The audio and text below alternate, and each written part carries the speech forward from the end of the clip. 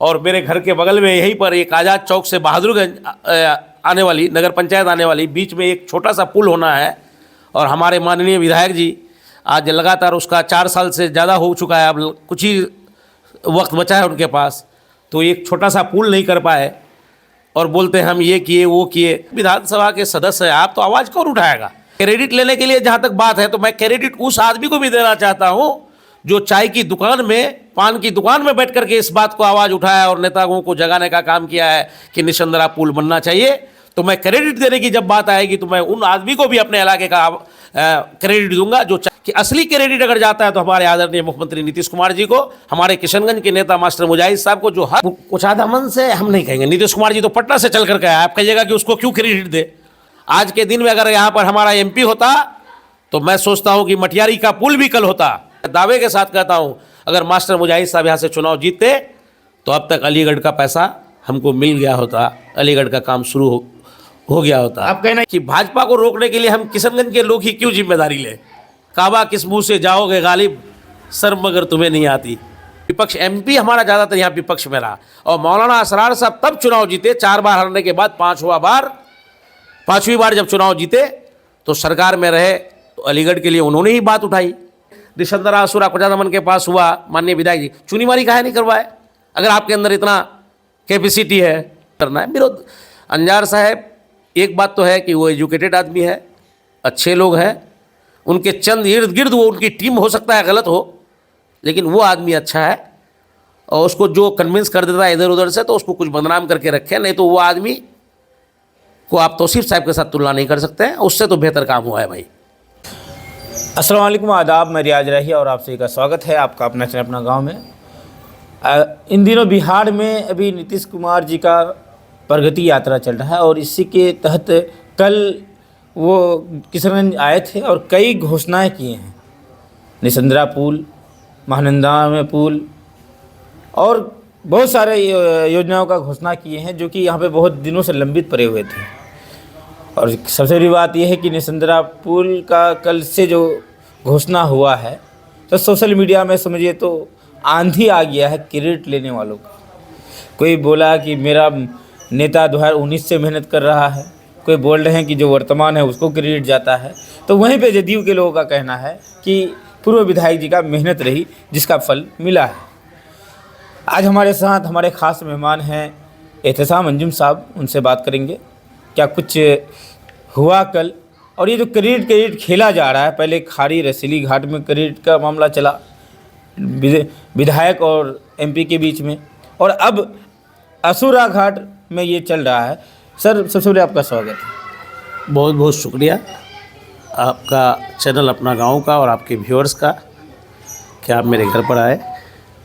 माननीय मुख्यमंत्री जी कल आए थे सर, किन किन योजनाओं पे बात हुई और कहाँ कौन चीज़ का घोषणा हुआ, थोड़ा बताइएगा विस्तार से। आदरणीय मुख्यमंत्री जी का प्रगति यात्रा के तीसरे चरण में हमारे किशनगंज जिला का दौरा था और कल किशनगंज जिला को जो 534 करोड़ का सौगात दिए हैं, 534 करोड़ रुपए का सौगात दिए हैं, इसके लिए सबसे पहले मैं आदरणीय मुख्यमंत्री जी और उनके कैबिनेट के साथी एनडीए के सरकार को सबको मैं मुबारकबाद देना चाहता हूं कि आपने 534 करोड़ हमारे किशनगंज जिला को दिया है। ख़ास तौर से जो आज से लगातार हम लोगों की मांग रही है और हमारे नेता किशनगंज के नेता हमारे जदयू के जिला अध्यक्ष कुजादमन के पूर्व विधायक मास्टर मुजाहिद साहब जो लगातार असुरा घाट और निशंदरा पुल को लेकर के हमेशा अपनी आवाज़ को बुलंद किए, हर जगह लिख करके दिए, तो कल निशंदरा घाट का भी हमारे मुख्यमंत्री ने घोषणा कर दिए हैं।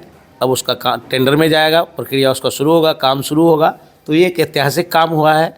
जैसे महानंदा नदी पर ठाकुरगंज से किशनगंज जब आइएगा उस पर पुल का होना बहुत ज़रूरी था, उसका भी हो गया है। आपका अभी किशनगंज से E327 तक जोड़ने वाली जो सड़क है उसका भी हुआ है।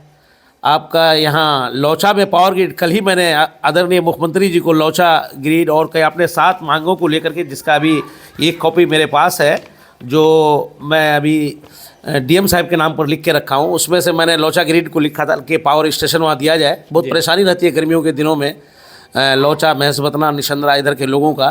तो देखते हैं कि कल उसका अनाउंस भी हो चुका है जो काबिल तारीफ़ है। और कई काम अभी जैसे आप देख लीजिए रमजान नदी, उसका सौंदर्यीकरण, साफ सफाई को लेकर के उसका भी कर दिए हैं। तो ऐसे कई काम हैं जो आदरणीय नीतीश कुमार जी तो जानती हैं, वो विकास के नाम से जाने जाते हैं।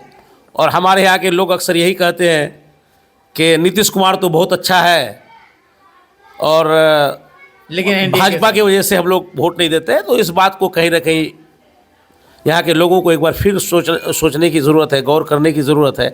क्या हमारे मुख्यमंत्री आज अगर भाजपा के साथ नहीं रहेंगे, केंद्र में हमारी सरकार नहीं होगी, तो क्या संभव है कि इतना काम कर सकेंगे? मुझे तो उम्मीद था कि कल मटियारी घाट का भी पुल होना था, लेकिन मुझे 2 दिन पहले ही पता चल गया था कि यहाँ के जो नेता लोग हैं पहले से हम ये करा दिए, वो करा दिए, सब करा दिए। और मेरे घर के बगल में यहीं पर एक आज़ाद चौक से बहादुरगंज आने वाली, नगर पंचायत आने वाली, बीच में एक छोटा सा पुल होना है। और हमारे माननीय विधायक जी आज लगातार उसका 4 साल से ज़्यादा हो चुका है, अब कुछ ही वक्त बचा है उनके पास, तो एक छोटा सा पुल नहीं कर पाए और बोलते हैं हम ये किए वो किए। तो विधानसभा में हम आवाज़ उठा, भाई विधानसभा के सदस्य हैं आप, तो आवाज़ कौन उठाएगा? हम लोग भी विधानसभा में नहीं, हम लोग सड़कों पर अपने मंचों से, अभी आप 1 महीना पहले देखे होंगे किशनगंज में वीरेंद्र बाबू थे, उनके सामने मैंने आवाज़ उठाया कि निशंदरा पुल और मटियारी पुल कर दीजिए सर। हम लोग हमेशा आदरणीय मुख्यमंत्री जी का और उनके कैबिनेट का कर्जदार रहेंगे। बहुत बहुत खुशी की बात है इसमें कि निशंदरा पुल हो गया। और इसमें लगातार क्रेडिट लेने के लिए जहाँ तक बात है, तो मैं क्रेडिट उस आदमी को भी देना चाहता हूँ जो चाय की दुकान में, पान की दुकान में बैठ करके इस बात को आवाज़ उठाया और नेताओं को जगाने का काम किया है कि निशंदरा पुल बनना चाहिए। तो मैं क्रेडिट देने की जब बात आएगी तो मैं उन आदमी को भी अपने इलाके का क्रेडिट दूंगा जो चाय की दुकान, पान की दुकान, सड़क पे चलते हुए बात किया है कि निशंदरा पुल, मटियारी पुल या किसी भी विकास के काम को लेकर के जो चिंतित रहता है, सभी लोग मुबारकबाद के काबिल है। और रही बात कि असली क्रेडिट अगर जाता है तो हमारे आदरणीय मुख्यमंत्री नीतीश कुमार जी को, हमारे किशनगंज के नेता मास्टर मुजाहिद साहब को, जो हर बात को बारीकी से अध्ययन करते हैं और उसको लिख करके अपने मुख्यमंत्री के समक्ष देते हैं और उस काम को फिर होता है। सब क्रेडिट चल रहा है कल से। कहने का मतलब ये है कि कुछ लोग कह रहे हैं कि वर्तमान जो यहाँ के हैं उनको क्रेडिट जाता है, क्योंकि पूर्व विधायक आएंगे कोचाधामन से, वो क्रेडिट लेके जाएंगे। ये कैसी बात हुई? नहीं, कोचाधामन से हम नहीं कहेंगे। नीतीश कुमार जी तो पटना से चल करके आए, आप कहिएगा कि उसको क्यों क्रेडिट दे? तो मुख्यमंत्री नीतीश कुमार जी है, सरकार जदयू की है, एनडीए की सरकार है, तो क्रेडिट किसको देंगे आप? हाँ, मैं तो आपको बोल दिया एक बात, वो हमारे माननीय विधायक हैं, आवाज़ उठाया है तो हम उसको भी क्रेडिट देते हैं। हम उसको क्यों, हम तो पहले ही आपको बोल दिए कि एक चाय की दुकान पे, पान की दुकान पे रास्ता चलते हुए किसी आदमी ने अगर बात किया तो मैं उसको भी क्रेडिट देना चाहता हूँ, क्रेडिट की जहाँ तक बात है। लेकिन काम किसका है? वो कोई आम आदमी, आजकल वो ज़माना नहीं है कि आप बोलिएगा, एक एक आदमी को पता है कि काम कौन कर रहा है, और काम होता, और यहाँ पर काम होता, जिस हिसाब से काम होना चाहिए वो नहीं हो पा रहा है। आज के दिन में अगर यहाँ पर हमारा एमपी होता तो मैं सोचता हूँ कि मटियारी का पुल भी कल होता। और आज 6 महीना हो गया लोकसभा चुनाव का तकरीबन, या कुछ ज़्यादा कम, मैं ज़्यादा ही हो गया। मैं ये बताना चाहता हूँ कि अब तक अलीगढ़ एएमयू का जो एक मामला है, हमारी सरकार ने तो ज़मीन दे दिया 224 एकड़, नीतीश कुमार ने ही तो दिया है ना, इसमें कोई ढकी छुपी बात तो नहीं है। केंद्र में हमारी सरकार है, हमारी जवाबदेही तय होती है कि अलीगढ़ का पैसा क्यों नहीं आता है, इससे हम इनकार नहीं कर सकते हैं। लेकिन हम एक जगह वोट भी नहीं देते, हमारा कैंडिडेट जीतता भी नहीं है। हम किस मुंह से प्रधानमंत्री के पास जाएं या शिक्षा मंत्री के पास जाएं कि हमको वहाँ का बजट, वहाँ का पैसा, हम वोट नहीं देते हैं। हम यहाँ जाति पात में हमको यहाँ के नेता लोग उलझा देते हैं, यहाँ के लोग गुमराह करके कहीं ना कहीं हमको हराने का काम करते हैं। मैं दावे के साथ कहता हूँ, अगर मास्टर मुजाहिद साहब यहाँ से चुनाव जीतते तो अब तक अलीगढ़ का पैसा हमको मिल गया होता, अलीगढ़ का काम शुरू हो गया होता। आप कहना ये चाहते हैं कि यहाँ के लोग वोट नहीं दे रहे हैं इसलिए मुख्यमंत्री जी सौतेलापन कर रहे हैं, या एनडीए सरकार सौतेलापन कर रहा है कि वोट नहीं मिल रहा? ये होता ही है। देखिए रियाज भाई, इसमें कहीं इनकार करने की बात नहीं है।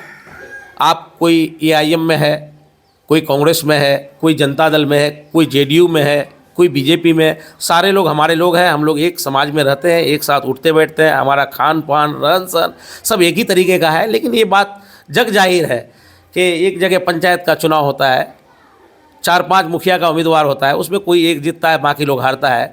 तो हारने वाला अक्सर नज़र में रखता है कि वो तो हमको वोट नहीं दिया, और जीतने वाला भी इस बात को रखता है बखूबी, जो उसको वोट देता है उसको वो पहले तरजीह देता है, जो नहीं देता है उसका भी करता है, लेकिन उसको सेकंड रो में रखता है, सेकंड लाइन में रखता है। तो इसी तरह से ये बात जाहिर सी बात है कि यहाँ से हमको वोट कभी नहीं मिलता है।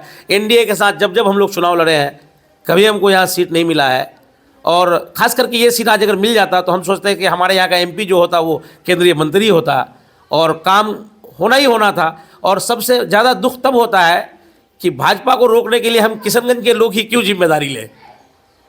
ये बहुत गंभीर बात आपको कह रहे हैं। भाजपा के लोगों को रोकने के लिए किशनगंज के लोग जिम्मेदारी नहीं ले, लेकिन एनडीए के कैंडिडेट को रोकने के लिए भाजपा के लोग ही क्यों जिम्मेदार सर? नहीं, क्योंकि पिछले लोकसभा में कई लोगों का ऑडियो वायरल होता है, बड़े बड़े लोगों का जो भाजपा के बड़े बड़े पदों में है, उनका कहना ये है कि फलां को वोट दो, फलां को मत दो। ये ऐसा फिर क्यों? बिल्कुल, वहाँ पे तो दोहरी नीति तो भाजपा के अंदर में, एनडीए के अंदर में ही है। मैं उसका जवाब भी देता हूँ आपको। पिछले लोकसभा चुनाव में जो हमारे कुछ घटक दल के लोग हमारे खिलाफ किए, उसको कहीं ना कहीं ये लग रहा था कि हमारी राजनीति खतरे में है। जो काम करने वाला था, जो खिदमत करने वाला था, जो खादिम होता है, वो जब सुबह निकलता है तो वो काम करता है और अपने काम से मतलब रखता है।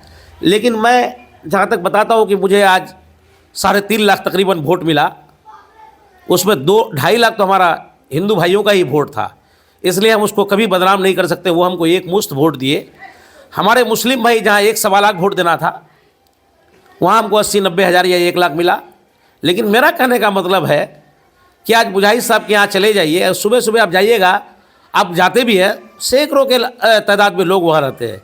तो मैं सोचता हूँ 100 आदमी में 95% हमारे मुस्लिम भाई रहते हैं। जब वोट की बारी आता है तो हमारे साथ क्यों भेदभाव होता है? एक बात। दूसरी बात, जब हमारे पास 7 लाख 7.5 लाख हमारा वोट कास्ट है, तो हम 80,000 90,000 गिन करके क्यों वोट दें? हम ही तो 2 लाख वोट दे सकते थे, हम 3 लाख वोट दे सकते थे। हमारा हिंदू भाई 2.5 लाख देता था, ऐतिहासिक जीत होता, ऐतिहासिक काम होता। हम वोट भी नहीं देते, हम जीत भी नहीं पाते हैं। हम तो बस वही कहते हैं कि आज हम लोग अगर मुख्यमंत्री के पास जाएं, प्रधानमंत्री जी से मिलना हो, तो बस हमें तो वही बात याद आता है कि काबा किस मुँह से जाओगे गालिब, शर्म मगर तुम्हें नहीं आती।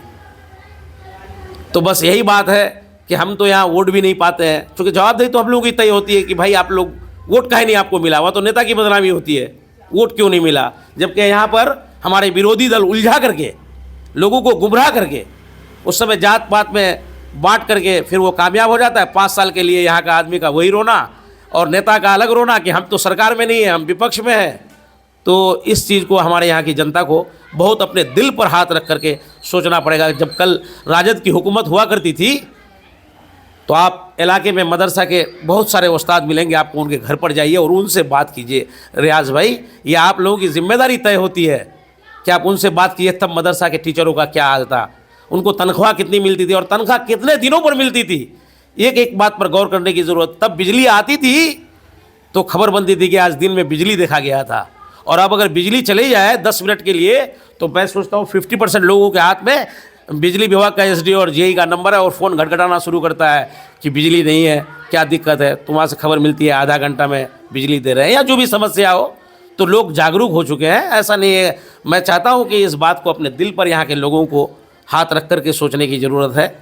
और आदरणीय मुख्यमंत्री जी तो फिर भी हमारे यहाँ आते हैं, और आप देख ही रहे हैं, कल ही 534 करोड़ का सौगात दे करके गए हैं। वो कहीं भेदभाव नहीं करते हैं। सर, एक बात आपने कहा कि हम लोग यहाँ के लोग वोट नहीं करते हैं एनडीए को, तो उनसे आशा क्यों रखें? लेकिन सर, क्या जब तक यहाँ पे एनडीए के लोगों को वोट नहीं मिलेगा, यहाँ से कोई कैंडिडेट जीत के नहीं जाएगा, तब तक एएमयू का फंड लंबित रहेगा? नहीं, देखिए, असल में क्या होता है रियाज भाई, विकास तो करना ही है।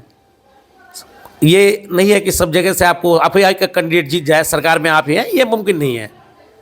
हमारे यहाँ 4 सीट है किशनगंज जिला के अंदर विधानसभा में, लोकसभा में 6 सीट है। तो 6 सीट में कम से कम तो 2 सीट हमको मिलना चाहिए। लोकसभा में किशनगंज जिला में 4 सीट है, कम से कम 1 सीट तो मिलना चाहिए। तब ना हमारा आदमी जाकर के उस सिस्टम में जाकर के वहाँ कहेगा कि मुख्यमंत्री जी हमारा ये काम कीजिए, हमारा ये काम कीजिए। आज अगर कोई भी जाता है, वो तो विधानसभा का हिस्सा है, विधानसभा का सदस्य है, तो विपक्ष में बैठता है। उस हिसाब से वो जब विपक्ष का नेता है, वो ऑलरेडी विपक्ष में है, तो विपक्ष के साथ तो सुतला व्यवहार, चाहे कोई किसी की भी सरकार हो, हमेशा ये होते रहा है। तो यही चीज़ है, काम करना है तो सरकार में रहना बहुत ज़रूरी है। और ये यहाँ के लोगों को दिल में हाथ रख करके, हम क्या बोले आपको कि आज आप बदनाम करते हैं, गुमराह करते हैं, ये मामला, वो मामला, फलाना मामला। ये आज का कोई मामला नहीं है रियाज भाई। ये हमको लेकर के राजनीतिक आज़ादी के बाद से करते हैं। और सभी दल हमारे लिए, भाजपा, कांग्रेस, राजद, जदयू, ये कोई बड़ी बात नहीं, सब हमारे साथ भेदभाव किया, हमारे बिरादरी के साथ भेदभाव किया है। इसमें कहीं कोई, मैं सोचता हूँ कि उन सभी से अगर बेहतर कोई आज तक मुसलमानों के लिए किया है तो बिहार के मुख्यमंत्री आदरणीय नीतीश कुमार जी किया है। न्याय के साथ विकास, इंसाफ के साथ तरक्की, जस्टिस फॉर डेवलपमेंट, और उस पर वो अडिग है। इसके साथ वो कहीं कोई कंप्रोमाइज़ नहीं करते हैं और ना कंप्रोमाइज़ कभी करने वाले हैं। लेकिन सरकार चलाना होता है, हम केंद्र के साथ हैं, नहीं रहेंगे तो क्या हमको केंद्र से पैसा मिलेगा? आपसे बोलते हैं, इतना जो पैसा आज दे रहा है हर जिला पे, क्या दे सकता है? आज एक बात चल रही है शीतल नगर पे, अभी मिथिला हाट, आप जाइए दरभंगा, अभी मैं गया था अपने बच्चों के साथ, देख के मन खुश हो गया। लगता है कि कहीं दिल्ली में है, मुंबई में है, उससे भी ज़्यादा खूबसूरत बना है। आज सुरजापुरी हाट बनने की बात चल रही है शीतल नगर के पास, तो ये क्या कम फ़ायदे की बात है? अररिया में अभी चल रहा है आपका बहुत बढ़िया काम। तो मैं अररिया सिटी विधानसभा प्रभारी भी हूँ, तो मैं वहाँ जाते रहता हूँ, देखते रहता हूँ। तो विकास जहाँ सरकार के लोग होते हैं, जहाँ सत्तारूढ़ पार्टी के विधायक एमपी होते हैं, यकीनन हमारे यहाँ से ज़्यादा काम उस जगह पर होता है। और ये कब तक हम किशनगंज वाले की जिम्मेदारी रहेगा कि हमको बीजेपी को रोकना है? हमको ये बात समझ में नहीं आती है। जब 1985 में मौलाना असरारुल हक साहब इस इलाके से इलेक्शन लड़े तो उसको लोगों ने हरा दिया। तब उनकी जवानी थी, 40 से 45 साल की उम्र के हुआ करते थे। कांग्रेस को हराया गया, सिर्फ इस बात से हराया गया कि बाबरी मस्जिद को शहीद करने वाला कांग्रेसी है, वहाँ मूर्ति रखने वाला कांग्रेसी है, तो यहाँ के लोग वोट नहीं देते थे। यहाँ के लोग सैयद साहबुद्दीन साहब को वोट देते थे। एक बार नहीं, 2 बार वो सांसद रहे हमारे यहाँ से।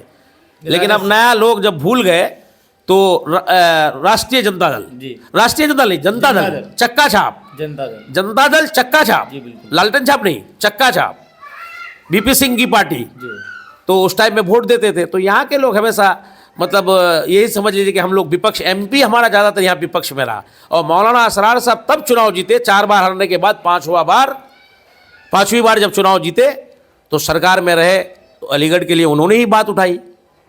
आपका अलीगढ़ तो किशनगंज में था ही नहीं, वो कहीं और था। पीके अब्दुल अजीज़ साहब उस समय वाइस चांसलर हुआ करते थे, उनसे मौलाना असरार साहब स्पेशल बात करके अलीगढ़ को किशनगंज में लेकर के आए। उन्होंने कहा कि अलीगढ़ में आप वहाँ ज़मीन कैसे देंगे, बिहार में आपकी सरकार नहीं है? तो बोला, सर मैं तो एमपी हूँ, एमपी के साथ साथ मैं मौलाना भी हूँ, मैं 1-1 डिसमिल, 1-1 कट्ठा, 1-1 बीघा ज़मीन चंदा करके इकट्ठा कर लूँगा, आप मुझे अलीगढ़ दे दीजिए। बड़ी कुर्बानी रही है मौलाना असरार साहब की इस इलाके के लिए। हम लोग ये नहीं देखते हैं कि वो कांग्रेस से है, इससे है, उससे है। और मौलाना असरार साहब दुनिया से चले गए, कहीं पर एक दाग है। जो उनके विरोध में थे उनसे भी आज सवाल पूछेगा तो वो उनके तारीफ में कसीदे पढ़ते हैं। तो इनकलाबी काम हुआ है भाई हमारे इलाके में। तो यहाँ के लोगों को एक बार सोचना चाहिए, मैं यही कहूँगा। और नीतीश कुमार जी आए, इतनी बड़ी सौगात दिए, फिर मैं कहता हूँ कि अभी मेरे यहाँ बहुत काम बाकी है। जैसे चुनीमाड़ी का पुल बहुत बड़ा एरिया को जोड़ता है भाई। आप इतना विकास किए, दिशंदरा असुरा कोजादमन के पास हुआ, माननीय विधायक जी, चुनीमाड़ी काहे नहीं करवाए? अगर आपके अंदर इतना कैपेसिटी है तो समय भी शायद नहीं बची है आपके पास। तो अभी चुनीमाड़ी का पुल है, ये आज़ाद चौक से आप देखिए, आज़ाद चौक से बहादुरगंज LRP का ये रोड का भीड़ भाड़ कम हो जाएगा। ये पुल कितना पुल है, बहुत छोटा सा पुल हो रहा है। ये पुल आज़ादी के बाद आज तक नहीं बना है, कौन इसका जिम्मेदार है? एक आदमी 15 साल रहा हमारे यहाँ विधायक, काम क्या था उसका? सिर्फ लोगों को उल्लू सीधा करना। लेकिन अब वर्तमान के लोगों का कहना है कि 17 साल से बेहतर ये 4 साल गुजरा है, बेहतरीन काम हुआ है। क्या कुछ कहेंगे इसको लेके? जबकि 17 महीना यहाँ पे सरकार भी रही है, जिसमें नीतीश जी सरकार में थे 23 के साथ में, कैसा काम रहा 17 महीने? इसमें कहीं कोई इनकार की बात नहीं है। तौसीफ साहब और अंजार साहब में अगर तुलना किया जाए तो तौसीफ साहब से बहुत बेहतर काम किया अंजार साहब। इसमें कहीं कोई तुलना की बात नहीं। ये नहीं कि सिर्फ विरोध करना है, कसम खा लिए है कि विरोध करना है। विरोध, अंजार साहब एक बात तो है कि वो एजुकेटेड आदमी है, अच्छे लोग हैं, उनके चंद इर्द गिर्द वो उनकी टीम हो सकता है गलत हो, लेकिन वो आदमी अच्छा है। और उसको जो कन्विंस कर देता है इधर उधर से तो उसको कुछ बदनाम करके रखे, नहीं तो वो आदमी को आप तौसीफ साहब के साथ तुलना नहीं कर सकते हैं। उससे तो बेहतर काम हुआ है भाई, इसमें कहीं कोई इनकार की कोई बात नहीं है। लेकिन यही आदमी, यही यहाँ का विधायक अगर सरकार में, जो जिनकी सरकार है, अगर वो विधायक हो तो मैं सोचता हूँ कि कहीं इससे और ज़्यादा काम हो सकता है सर। कहीं ना कहीं 17 महीना की सरकार में ये अच्छे काम किए। 17 महीने में सरकार में ये भी रहे, 2-3 साल सरकार में तौसीफ साहब भी रहे, 15 से 17। ऐसी बात नहीं, काम करने का एक सलाहियत होता है, काम के लिए आपको जाना पड़ता है, लोगों के पास जाना पड़ता है, इस मंत्री के पास, उस मंत्री के पास। आप जाइएगा ही नहीं, घर में बैठ के हमारे अंजार साहब चलिए 40 सेकेंड, 50 सेकेंड, 55 सेकेंड, 1 मिनट से कम जितना उनको समय मिलता है वो असेंबली में अपनी बात को तो रखते हैं। लेकिन तौसीफ साहब को आप 17 साल में कभी बोलते हुए शायद नहीं देखे होंगे, तो उससे तो बेहतर है भाई। कहीं ना कहीं वर्तमान जो है 17 साल के पूर्व विधायक से बेहतर है, एहतसाम साहब का कहना। चलिए, प्रगति यात्रा को करके बातें खत्म हुई, अब बात करेंगे हम लोग विधानसभा चुनाव 2025 को लेकर के। सुनने में आ रही है कि एहतसाम अंजुम साहब भी इस बार मैदान में हैं, और मैदान में तो बहुत पहले से है, लेकिन चुनाव इस बार लड़ने का सोच रहे हैं। क्या कुछ सच्चाई है इसमें, क्या कुछ होने वाला है? क्योंकि लड़ने का मन तो सब कोई बनाते हैं, लेकिन चुनाव नज़दीक आते आते आता है या छोड़ दिया जाता है कि नहीं लड़ेंगे भाई। अभी इस बार इसका क्या प्लानिंग है? क्योंकि पिछले बार भी इनके जितने भी समर्थक थे सबका कहना था कि इनको चुनाव लड़नी चाहिए थी, क्योंकि पिछले बार इनके पास मौका भी था, लेकिन पिछले बार चुनाव नहीं लड़े। इस बार का क्या कुछ बन रहा है, आप लोग वीडियो में आगे देखते रहिए।